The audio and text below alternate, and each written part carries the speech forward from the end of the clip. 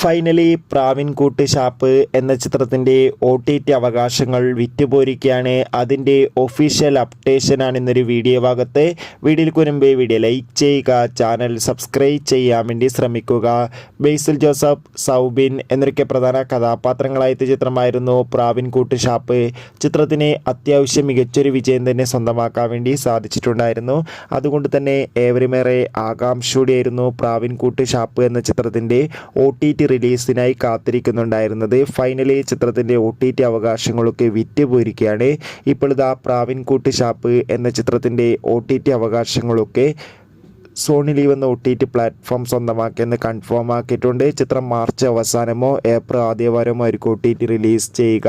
ഈ വരുന്ന മാർച്ച് 7-ാം തീയതി സോണി ലീവ് എന്ന OTT പ്ലാറ്റ്ഫോമിലൂടെ ആസിഫ് അലി നായകനെത്തുന്ന രേഖാചിത്രം എന്ന ചിത്രം OTT റിലീസ് ചെയ്യും. രേഖാചിത്രത്തിന് ശേഷം മാത്രമായിരിക്കും പ്രാവിൻകൂട്ട് ഷാപ്പ് എന്ന ചിത്രം OTT റിലീസ് ചെയ്യുക. എന്തായാലും കാത്തിരിക്കാം കൂടുതൽ അപ്ഡേഷൻ അറിയാൻ വേണ്ടി.